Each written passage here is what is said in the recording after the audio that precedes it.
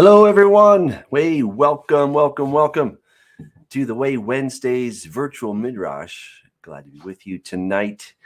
We are going through the book of Leviticus. Now, again, I get it. You go to this book, you're like, I don't know. This is not as interesting as a lot of other things. And, well, it's kind of true. But when we dig in deep, we begin to see some things that are actually quite really cool. And when we begin to compare them with what Yeshua did, then, well, it starts to blow your mind. Okay. So we have to kind of get through this stuff because then we get the reward, which is, wow, I get it now. Okay. So let's dig right in. Let's jump into the text. If you guys have any questions, I will do my best to get to your questions before the end of the show. Okay. So here we go. Without any further ado, we are starting in Leviticus 6:8. All right. And then the Lord spoke to Moses, saying, command Aaron and his son, saying, this is the law of the burnt offering. The burnt offering shall be on the hearth of the altar all night until morning, and the fire of the altar shall be kept burning on it. And the priest shall put his linen garment, his linen trousers he should put on his body, and take up the ashes of the burnt offering, which the fire is consumed on the altar, and he shall put them beside the altar. Then he should take off his garments, put on other garments, and carry the ashes outside the camp to a clean place. And the fire on the altar should be kept burning on it. It shall not be put on it. And the priest shall put wood on it every morning and lay the burnt offering on in order on it. And he shall burn on it the fat of the peace offerings. A fire shall always be burning on the altar. It shall never go out. Okay, I'm going to stop right there just for a second. Understand that none of this is happening yet. Right? God is giving instructions as to what is supposed to happen. We're going to see when we get to chapter 8 that then Aaron is going to get all suited up, and then he's going to begin doing his job. And we get to chapter 9, what we're going to see is that after all these things have been performed, then the fire of the Lord is going to come out from the presence of the Lord and consume the sacrifice. Now, that's the really cool part, right? I kind of wish it was in this this portion, but it's not.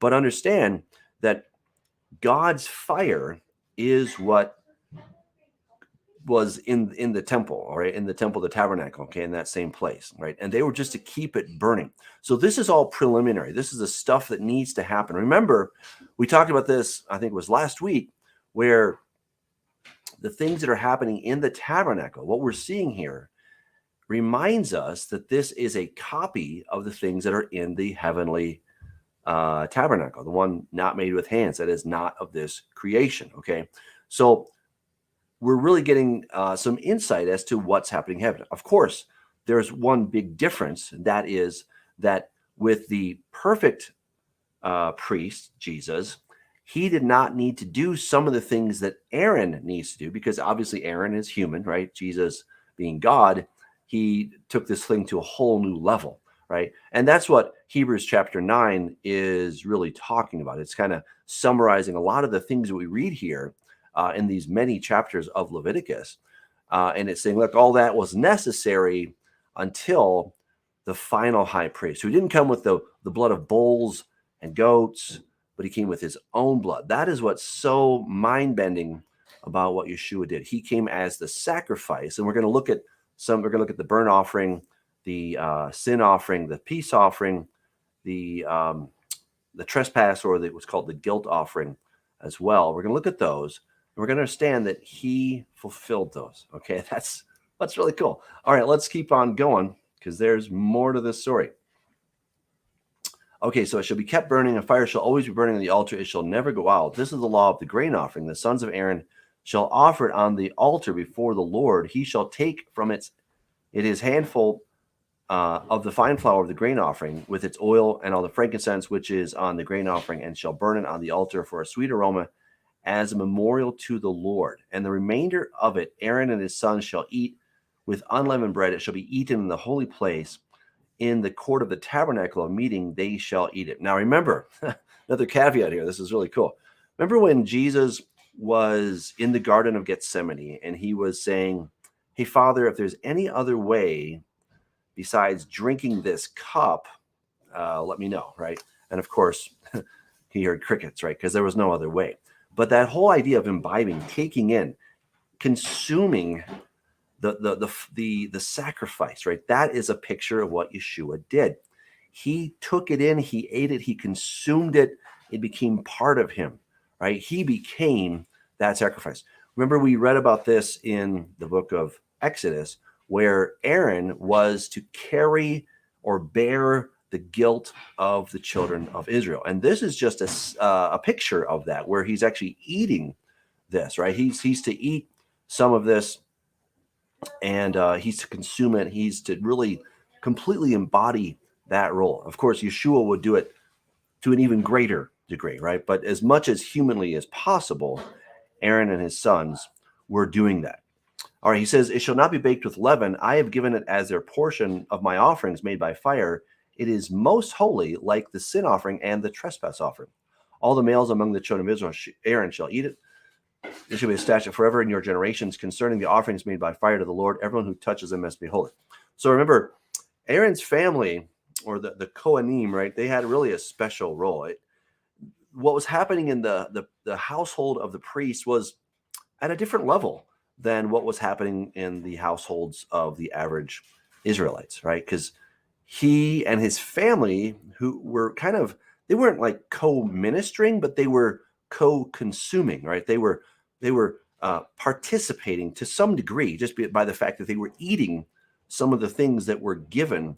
They had to operate at a different level, all right, than the average person in Israel. Then the Lord spoke to Moses, saying, this is the offering of Aaron and his sons, which they shall offer to the Lord, beginning on the day when he has anointed 1/10 of an ephah of fine flour as a daily grain offering, half of it in the morning and half of it at night. It shall be made in a pan with oil. When it is mixed, you shall bring it in. The baked pieces of the grain offering you shall offer for a sweet aroma to the Lord. The priest from among his sons who is anointed in his place shall offer it. It's a statute forever to the Lord. It shall be wholly burned. And every grain offering for the priest shall be wholly burned. It shall not be eaten. Also, the Lord spoke to Moses, saying, speak to Aaron and his sons, saying, this is the law of the sin offering. In the place where the burnt offering is killed, the sin offering shall be killed before the Lord is most holy. All right. So the burnt offering was to be completely consumed, utterly consumed. Okay. Now, the sin offering, the word sin, chata in Hebrew, is a more general type of you blew it. Okay. In fact, when you think about the different kinds, you have sin, trespass, and iniquity. Sin, just as it means in English, the word chata or chet in Hebrew or sin in English, both of those are synonymous. Well, not synonymous. Well, yeah, they're parallel in the sense that they just mean to miss the mark, right? Now, what's interesting is, what does it mean to hit the mark, right? Well, the word yara means to shoot. And from that, we get the word Torah or more, which is a teacher. A teacher is teaching you, right? And instructing you to do what? To hit the mark, right? That's what's so amazing about it is when you're keeping Torah, you're hitting the mark. When you're sinning, you're not hitting the mark. Okay, so that's the broadest term that we have in the Bible for just not getting it right. It doesn't matter if you were trying to, but you still messed up. Maybe you got disqualified because you were physically impure in some way. You were unclean. That was still considered a sin. And again, you can look at it different ways. You can take the nurse that is the most wonderful person, and he or she is caring for people with a deadly disease. Okay, but then, unfortunately, terribly, somehow that disease gets onto her, and then she contracts it and dies. Was it her fault? I don't think so. I mean, she was trying to do the right thing. Versus the junkie, who is, knowingly, willingly shooting himself up, and he gets the same disease, right? So obviously the intent is radically different, but the end result is death. And so that is just kind of a sense of what a sin is. Doesn't matter your intentions. You somehow, some way, whatever, you still blew it. Okay. And so this is a very general offering that's going to be covered, that's provided as a covering, I should say, really, for all the people. Okay. So he goes on and he says, speak to Aaron and his son, saying, this is the law of the sin offering, the birthplace for an offering. The priest who offers it for sin shall eat it. In a holy place it shall be eaten in the court of the tabernacle of meeting. Once again, he's consuming that sacrifice, because as the priest, he is taking it in. It's becoming part of him. He's bearing the iniquities, bearing the guilt, the sin of the people on behalf of the people. Right? This is a really big responsibility. And of course, this is what we saw and we've seen in the life of Yeshua, that is what he did.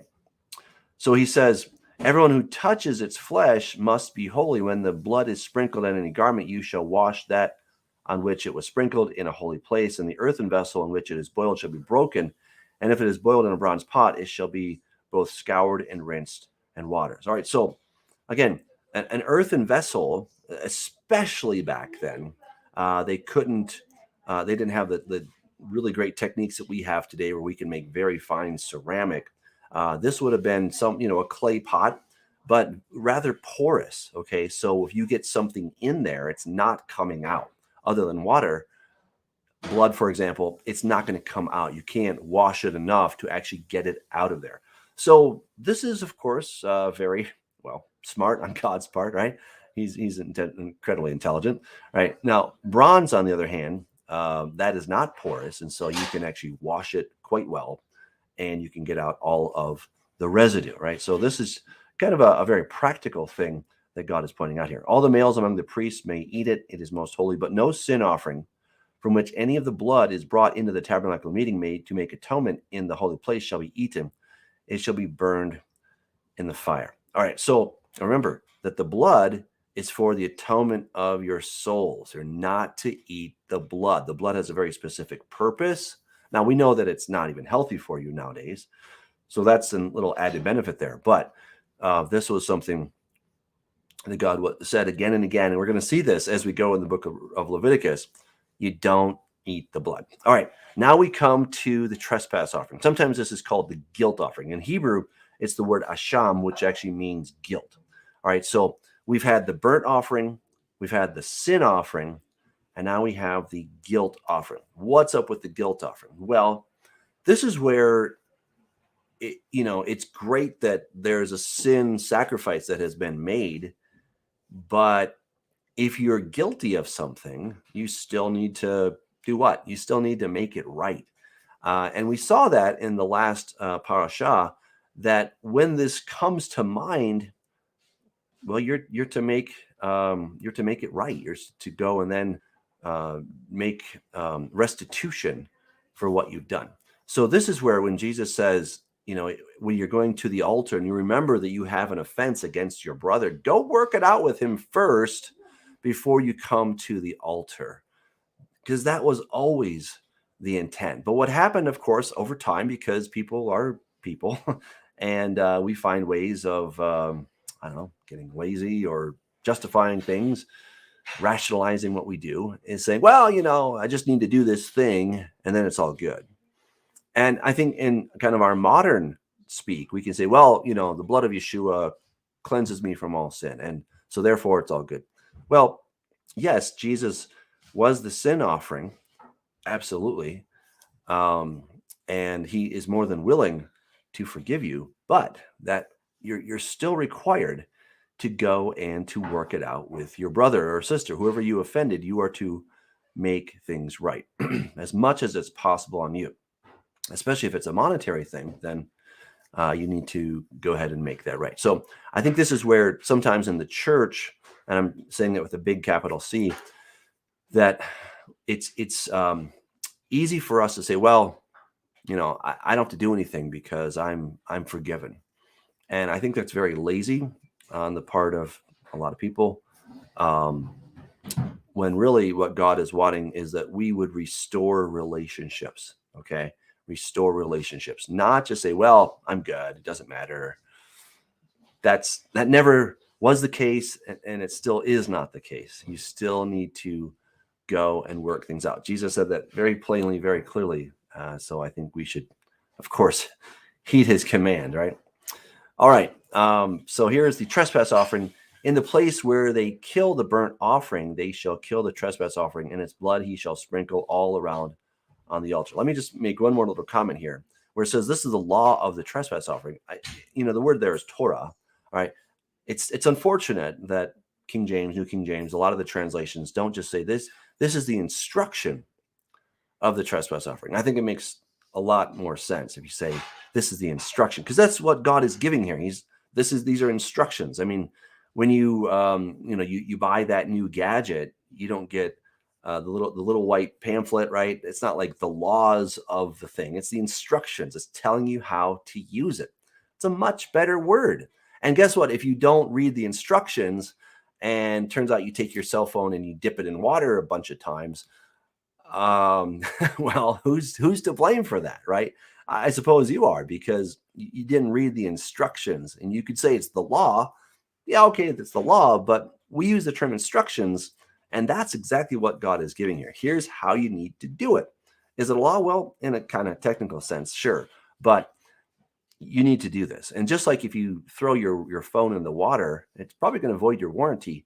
That's basically the same thing, that if you don't follow the instructions, it voids the warranty, right? And we're going to see that when we get to Nadav and Abihu, because they're going to take Esh Zara, they're going to take strange fire into the tabernacle, and that's going to cost them their lives, sadly, because guess what? They didn't follow the instructions, right? This is how accidents happen. This is why when you go to an amusement park, they say, please keep your hands and feet inside the ride at all times, because God forbid that somebody sticks a hand out and they lose it. All right. Sometimes people do die from these things. If you're not careful around electricity, you haven't read the instructions, it can kill you. It's no respecter of persons. That's what we're talking about here. So the priests need to understand and follow the instructions, because their very lives will depend on it. All right, so he goes on, he says, and he shall offer from it all its fat, the fat tail and the fat that covers the entrails, the two kidneys and the fat that's on them by the flanks, and the fatty lobe attached to the liver above the kidneys he shall remove, and the priest shall burn them on the altar as an offering made by fire to the Lord, as a trespass offering. Now, some people have suggested that the kidneys, the fatty lobe, the liver, that these were understood to be the seats of emotion versus, we could talk about the heart, and the Bible does talk about the heart as well, but the kidneys often are what were thought to be the place of emotion. And so one suggestion is that these are given up to God. You're supposed to give your emotions completely. I could see that. I mean, I think that preaches okay. I'm not sure that's absolutely necessarily the case, but I'll go with it. Okay. So every male among the priests may eat it. It shall be eaten in a holy place. It is most holy. The trespass offering is like the sin offering. There is one law for them both. The priest who makes atonement with it shall have it, and the priest who offers anyone's burnt offering, that priest shall have for himself the skin of the burnt offering which he was offered. Also, every grain offering that is baked in the oven, and all that is prepared in a covered pan or in a pan, shall be the priest who offers it. Every grain offering, whether mixed with oil or dry, shall belong to the sons of Aaron, to one as much as to the other. This is the law of the sacrifice of peace offerings, which he shall offer to the Lord. Okay, so we got done with the trespass offering. Again, specific ways that it needs to happen. All right. Now we're coming to the sacrifice of the peace offering. What's up with a peace offering? Well, as kind of the name suggests, the word shalem or shalom, right? This is to be filled, to have peace. And the purpose of this was really for fellowship. When we think a lot of times about these sacrifices, you can get the sense that, oh my goodness, they were just sacrificing galore and giving all these things to God. Well, they did that with the burnt offering. That one was completely to God, to be clear. But many of the others were really, what was it? It was a barbecue. All right. It was a barbecue. This was a big picnic that people were enjoying. When King Solomon sacrificed, thousands of animals, they didn't go to waste, but they turned into a barbecue, and they got to eat right there, and they kept the feast going for another 7 days because they're having such a great time. Right. And And, so this is about fellowship. And this is what the peace offering is about. It's for men, for humans, right, to have fellowship with one another as much as they're having fellowship with God. That is a huge part of what this is, of what's going on here. If he offers it for a thanksgiving, then he shall offer with the sacrifice of thanksgiving unleavened cakes mixed with oil, unleavened wafers anointed with oil, or cakes of blended flour mixed with oil. Besides the cakes as his offering, he shall offer leavened bread with the sacrifice of thanksgiving of his peace offering. Now, the sacrifice of thanksgiving, isn't that beautiful? This is brought freely to God. It's for thanksgiving. It's for peace. It's to say, thank you, God, for all that you've done. And these are, again, the instructions on how to do that. And from it he shall offer one cake from each offering as a heave offering to the Lord. It shall belong to the priest who sprinkles the blood on the peace offering. The flesh of the sacrifice of his peace offering for thanksgiving shall be eaten the same day it is offered. He shall not leave any of it until morning. But if the sacrifice of his offering is a vow or a voluntary offering, that shall be eaten the same day that he offers his sacrifice. But on the next day, the remainder of it may also be eaten. The remainder of the flesh of the sacrifice on the third day must be burned with fire. Now, this, I think, is just very practical, because guess what? You leave food out, especially meat, you might get away with one day, especially if it's been cooked. But then if you leave it any longer, it starts to, rot and get all nasty. So you have to get rid of it. And if any of the flesh of the sacrifice of his peace offering is eaten at all on the third day, it shall not be accepted, nor shall it be imputed to him, but it should be an abomination to him who offers it, and the person who eats it shall bear his guilt. Could just be you're going to have a really upset stomach by bearing your guilt, okay? But also understand that the thing that you brought, the intention that you had for this is not going to be accepted because you didn't follow the instructions, and it's just plain unhealthy. The flesh that touches any unclean thing shall not be eaten. It shall be burned with fire. And as for the clean flesh, all who are clean may eat of it. But the person who eats the flesh of the sacrifice of the peace offering that belongs to the Lord while he is unclean, that person shall be cut off from his people. Now, this term cut off from his people, we're not entirely sure what this means. Some people have made a case that it could mean to be killed. And you can make a case. Probably we should take this in a situation based scenario. We should understand what is the context of going on here. It seems that most commentators follow the suggestion that this person would be ostracized or be excluded, excommunicated from the community. Now, whether that was a permanent thing or if this was a temporary thing, again, we're not sure because we don't see clear examples of this. Although I do think we could look to one that is kind of similar. It's not 100%, but remember when Miriam was slandering Moses? Well, she got leprosy, of course. And guess what happened to her? She was, in a sense, cut off from her people, but only for 7 days, right? So she was made to go outside the camp, and there she remained for 7 days, and then she could come back in. So it very well could be that this person would be cut off for a certain amount of time, though sadly, I don't see that in Scripture. So it's a little hard to make that case absolutely. Moreover, the person who touches any unclean thing, such as human uncleanness, an unclean animal, or any abominable unclean thing, and the person who eats the flesh of the sacrifice of the peace offering that belongs to the Lord, that person shall be cut off from his people.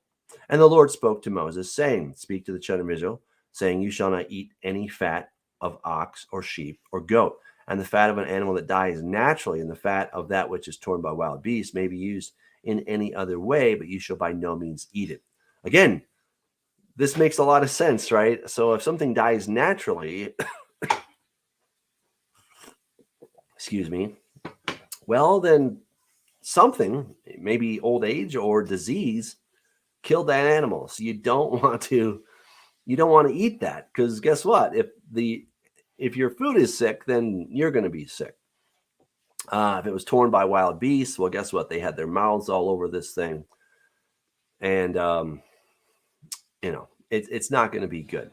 So whoever eats the fat of the animal of which men offer an offering made by fire to the Lord, the person who eats it shall be cut off from his people. Moreover, you shall not eat any blood in any of your dwellings, whether of bird or beast. Whoever eats the blood, that person shall be cut off from his people. Then the Lord spoke to Moses, saying, Speak to the children of Israel, saying, He who offers the sacrifice of his peace offering to the Lord shall bring his offering to the Lord from the sacrifice of his peace offering. His own hand shall bring the offerings made by fire to the Lord. The fat with the breast he shall bring, that the breast may be waved as a wave offering to the Lord. And the priest shall burn the fat on the altar, but the breast shall be Aaron's and his sons. Also the right thigh you shall give to the priest as a heave offering from the sacrifices of your peace offerings. He among the sons who offers the blood of the peace offering and the fat shall have the right thigh for his part. So again, part of this offering was then given over to the sons of Aaron. This is how they got to eat, right? So this was part of their payment, part of their tithe, if you will, that they so they could go on living. For the breast of the wave offering and the thigh of the heave offering, I have taken from the children of Israel, from the sacrifices of the peace offerings, and I have given them to Aaron and the priests and to his sons from the children of Israel by a statute forever. This is the consecrated portion for Aaron and his sons from the offerings made by fire to the Lord on the day when Moses presented them to minister to the Lord as priests. The Lord commanded this to be given to them by the children of Israel on the day that he anointed them by a statute forever throughout their generations. This is the law, or again, the instruction of the burnt offering, the grain offering, the sin offering, the trespass offering, the consecrations, and the sacrifice of the peace offering, which the Lord commanded Moses on Mount Sinai on the day when he commanded the children of Israel to offer their offerings to the Lord in the wilderness of Sinai. All right, and now we come to chapter 8. All right, so in chapter 8, we're going to see now that Aaron's going to actually start to do some of these things. And the Lord spoke to Moses, saying, Take Aaron and his sons with him, and the garments, the anointing oil, a bull as the sin offering, 2 rams, and a basket of unleavened bread, and gather all the congregation together at the door of the tabernacle of meeting. All right, so cool stuff right here, right? So the word kahel, right, or kahal, you have the edah, so that you're going to gather, you're going to vet kol ha'edah hakel, right? So you're going to, the edah is the congregation, and the kahal or hakel is the command to gather them. All right. So there's different words in Hebrew. A kehillah is a congregation. Okay.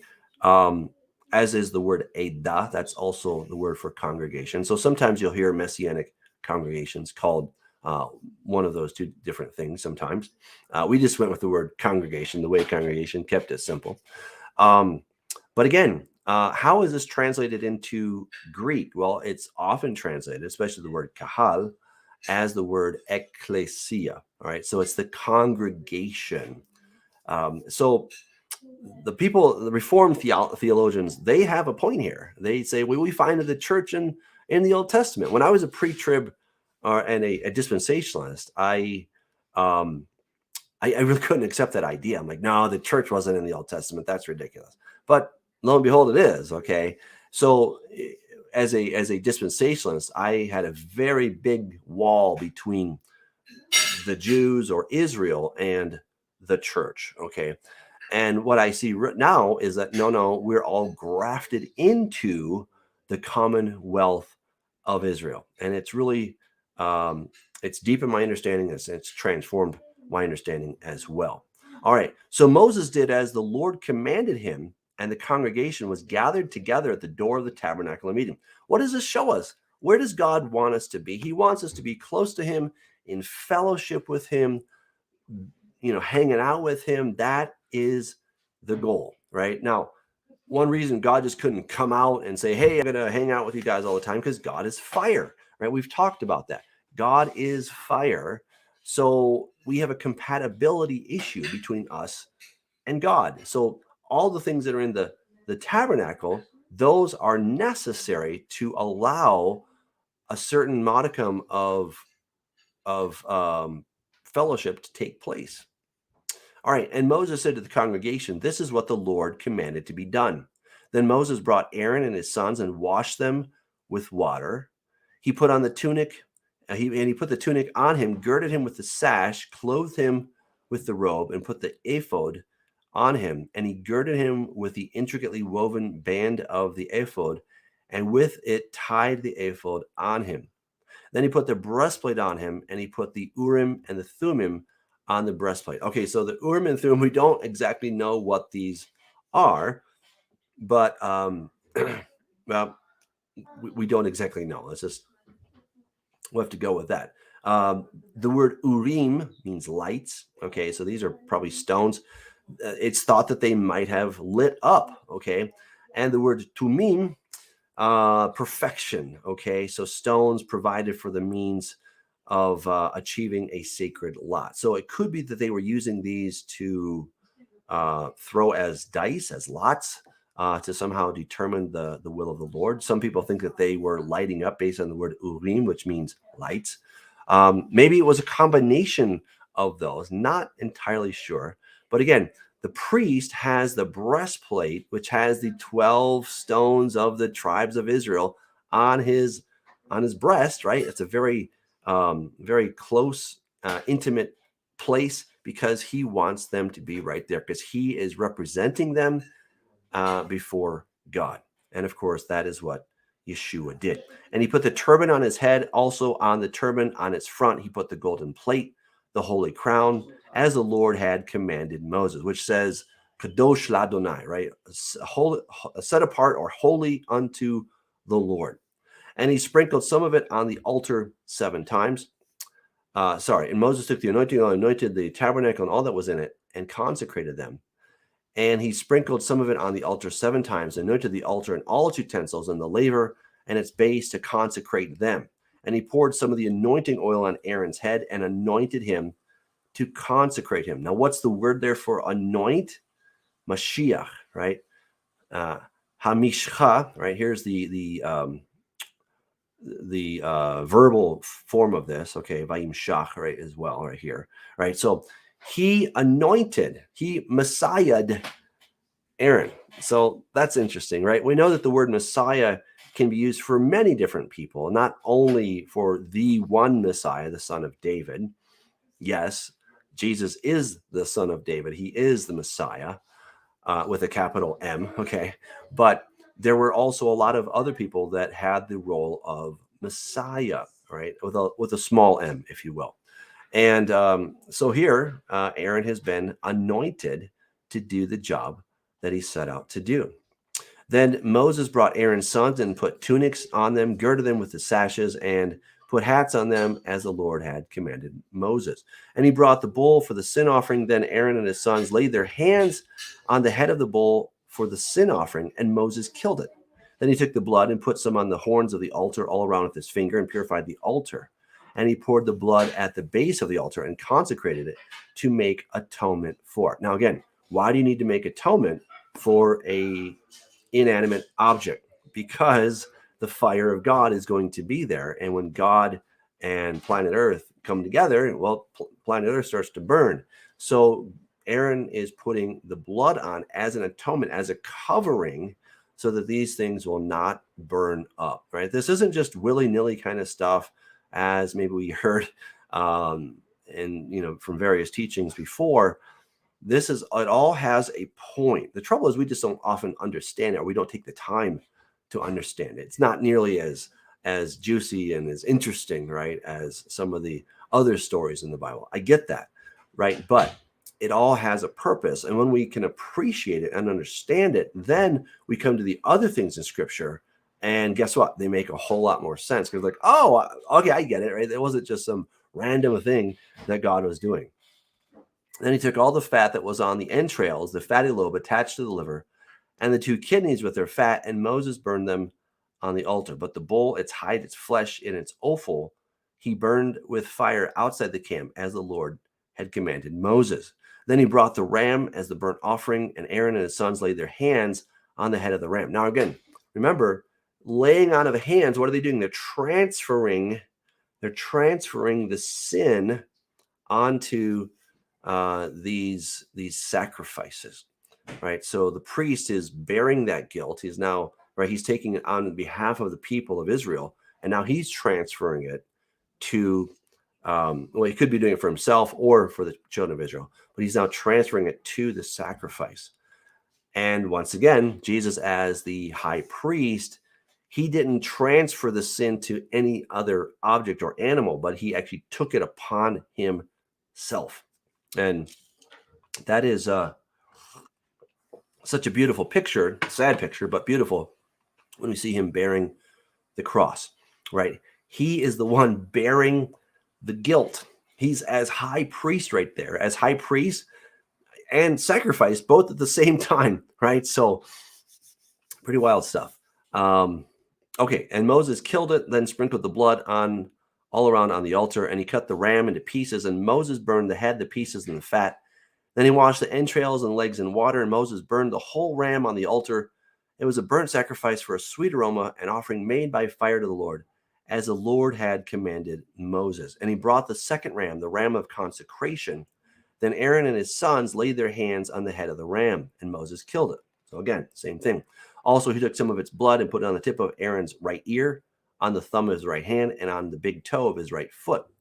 Then he brought Aaron's sons, and Moses put some of the blood on the tips of their right ears, and on the thumbs of their right hands, and on the big toes of their right feet. And Moses sprinkled the blood all around on the altar. So unlike Yeshua, here these human priests, they need to also be covered with the blood, right?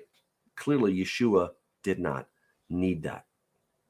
Then he took the fat and the fat tail, all the fat that was on the entrails, the fatty lobe attached to the liver, the two kidneys and their fat, and the right thigh. And from the basket of unleavened bread that was before the Lord, he took one unleavened cake, a cake of bread anointed with oil, and one wafer, and put them on the fat and on the right thigh. And he put all these on in Aaron's hands and in his son's hands, and waved them as a wave offering before the Lord. Then Moses took them from their hands and burned them on the altar. On the burnt offering, they were consecration offerings for a sweet aroma. This was an offering made by fire to the Lord. And Moses took the breast and waved it as a wave offering before the Lord. It was Moses' part of the ram of consecration, as the Lord had commanded Moses. Then Moses took some of the anointing oil and some of the blood which was on the altar, and sprinkled it on Aaron, on his garments, on his sons, and on the garments of his sons with him. And he consecrated Aaron, his garments, his sons, and the garments of his sons with him. And Moses said to Aaron and his sons, boil the flesh at the door of the tabernacle of meeting, and eat it there with the bread that is in the basket of consecration offerings, as I commanded, saying, Aaron and his sons shall eat it. What remains of the flesh and of the bread you shall burn with fire. And you shall not go outside the door of the tabernacle of meeting for 7 days, until the days of your consecration have ended. For 7 days he shall consecrate you, as he has done this day. So the Lord is commanded to do, to make atonement for you. All right, so they have to go through some intensive initiation here, right? They cannot go out. They are now wholly set apart for the Lord in their role, and they cannot step outside for 7 days. All right, again, there's a real cost to this. Therefore, you shall stay at the door of the tabernacle of meeting day and night for 7 days, and keep the charge of the Lord, so that you may not die, for so I have been commanded. So Aaron and the sons did all the things that the Lord had commanded by the hand of Moses. Wow. All right. So again, a lot of technical stuff in there. There's a lot of details. But again, these are the instructions that need to be followed so that Aaron can act as the high priest on behalf of the people, and of course his sons along with him. Obviously, Yeshua did not have to do a lot of those things because he came as a perfect high priest, as a perfect sacrifice, right? He took his own blood into the altar, not of this creation, not made with hands. He took it into the heavenly one, the real one, right? Not the copy, but the original, right? He did that for us. And so just understanding and studying the life of Aaron gives us a lot more appreciation for obviously what they had to do, but also then what Yeshua had to do. And there's a bigger picture, right? Obviously Jesus died for my sins. That's absolutely true. We often say that, but it's not the whole story, right? We're told in Colossians that With his blood, he reconciled all things in heaven and on earth, right? So it wasn't just for me personally that he needed to die, but it was for all creation, right? Because everything in creation has decay, it has degeneration in it. And Jesus did that. So that completely surpasses anything that Aaron and his sons could ever do, right? So a much, much, much better sacrifice, a perfect sacrifice that Yeshua, the high priest. In fact, I got this question the other day: why don't we do animal sacrifices? Well, we just went through a lot of it, right? That a lot of this was necessary, but a rather temporary fix. It was kind of a MacGyver, if you will, right? It was like kind of a let's duct tape this thing up together and it will work, but it's not the ultimate, right? And Yeshua came as the ultimate sacrifice, the ultimate high priest, and he took his blood to the ultimate altar. And there, he only had to do it once. Doesn't have to be repeated again and again. However, the things that we continue to that we need to continue to practice are things like forgiveness. If we have blown it, then we need to make restitution, right? So those parts of the law are still very much applicable, even though the instructions given to the high priest no longer have any bearing because Yeshua is now the new management. He's the ultimate high priest. And so all those things were completed in him and do not need to be repeated. But as far as my conduct, how I live, how I stand for righteousness, those things are absolutely still necessary. And those are the things that we need to keep working on. So, wow, fantastic. Thank you guys for joining. Enjoy go through these passages. Of course, we'll get to it next week. So keep reading. Remember, you can always listen on the app. We have the audio Bible there, and it will read to you day by day if you want to go through the Torah portion little by little. It makes it a lot more fun and puts it all in context. So go ahead and check that out, the Way Congregation app. And if you want to join us tomorrow, I invite you to join us for a prophecy roundtable. We're going to be looking at the signs of the times. That should be fun. All right.